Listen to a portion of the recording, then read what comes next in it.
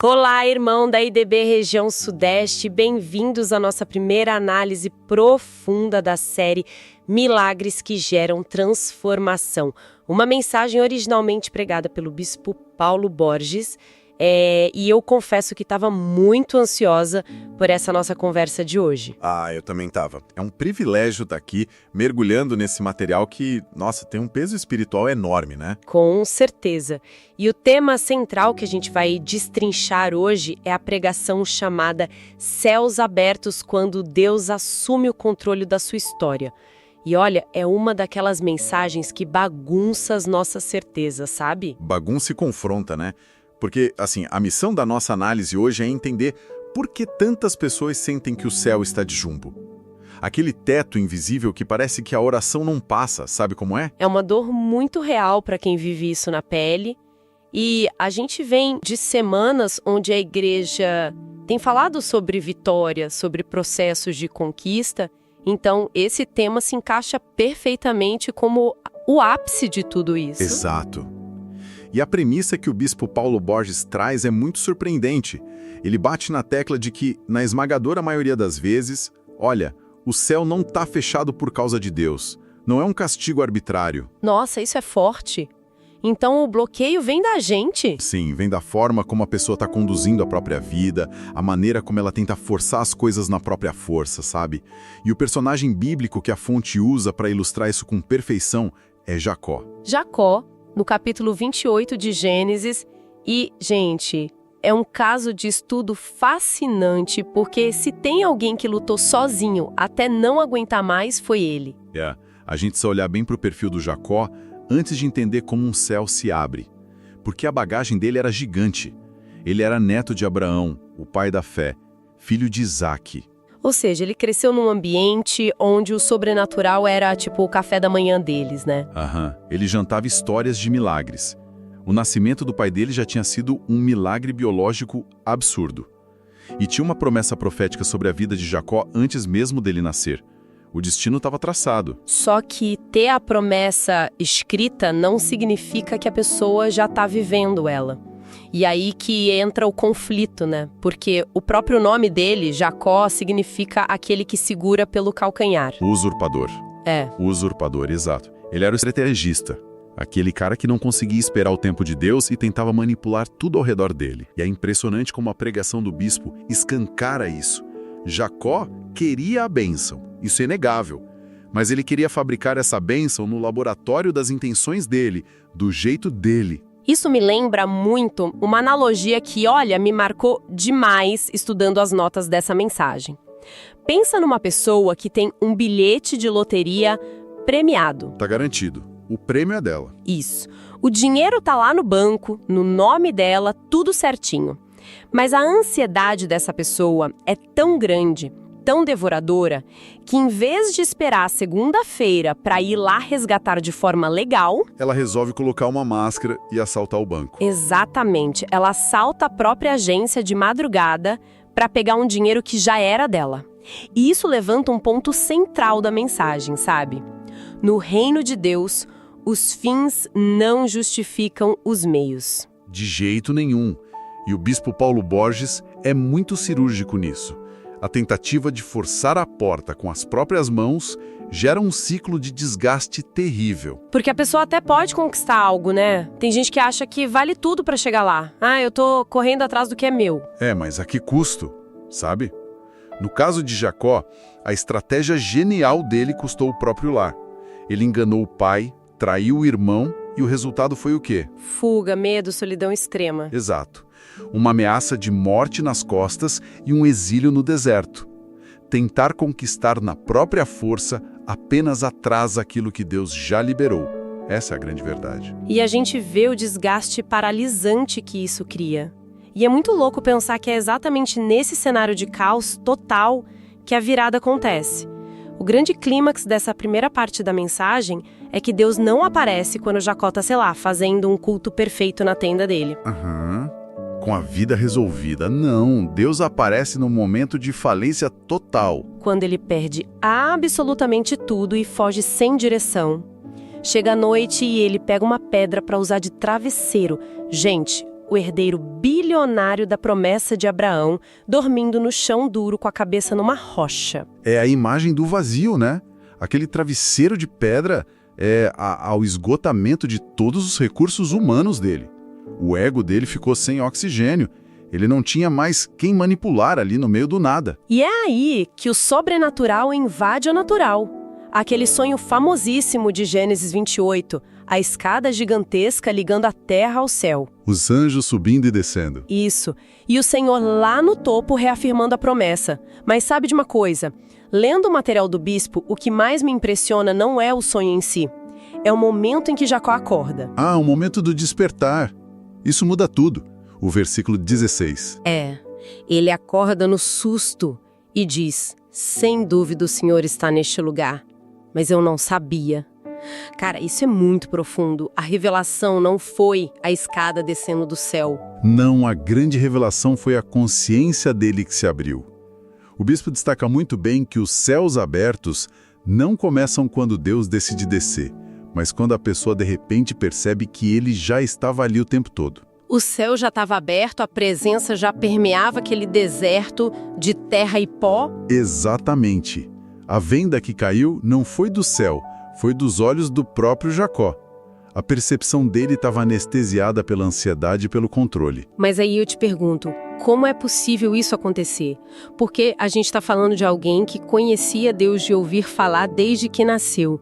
Como uma pessoa vive dentro de um ambiente espiritual, muitas vezes dentro de uma igreja, e não percebe Deus agindo do lado dela? Olha, a resposta que o bispo Paulo Borges dá para isso é um diagnóstico muito, mas muito preciso.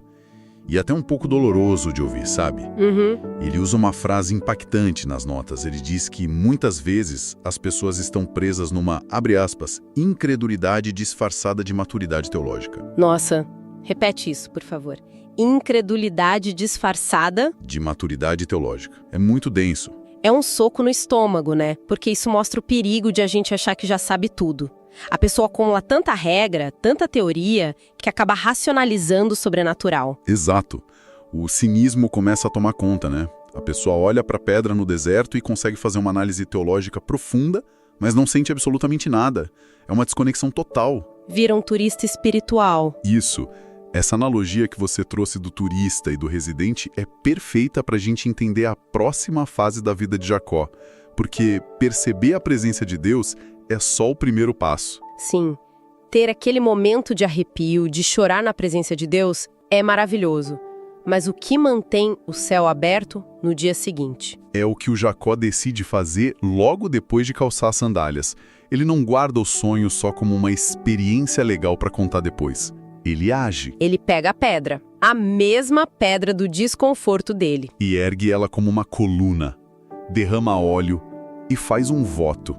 Ali nasce uma aliança irrevogável. E essa é uma chave gigantesca da pregação. Porque hoje em dia, e a fonte aponta isso de forma muito clara, as pessoas querem muito o espetáculo, né? O arrepio, a emoção do céu aberto. Ah, sim. Aquele culto maravilhoso de domingo. Mas na hora de assumir o compromisso, a coisa muda de figura. E é aí que entra o turista espiritual que eu mencionei. O turista acha a vista linda, tira foto, chora de emoção, mas ele não quer assinar o contrato de aluguel e pagar as contas da casa. Ele não quer ser o residente.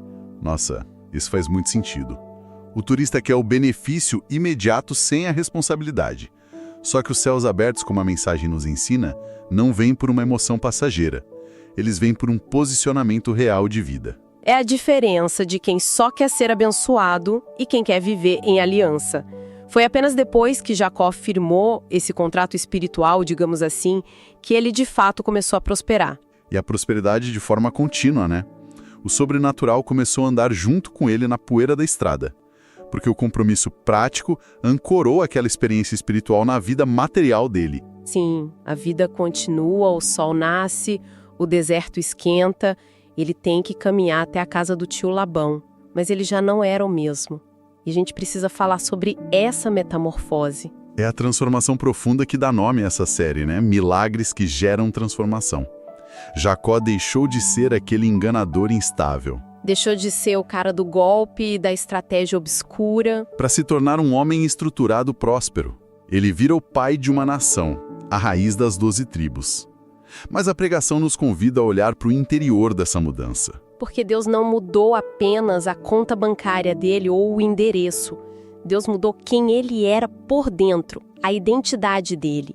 E o bispo traz uma chave aqui que eu considero o ponto alto dessa revelação. Que é a mudança do centro de confiança, certo? Exatamente. Antes daquele travesseiro de pedra, Jacó confiava cegamente nas próprias artimanhas. Depois, ele soltou as rédeas e passou a confiar em Deus. Ele parou de gastar aquela energia insana tentando garantir o próprio futuro através de manipulação. Render o controle é recuperar a sanidade mental e espiritual. A ansiedade de quem vive de esquemas é exaustiva demais. Quando a pessoa se rende, o céu aberto muda a mentalidade e a direção de vida. É um alívio absurdo, né? Parar de tentar ser o arquiteto solitário de tudo.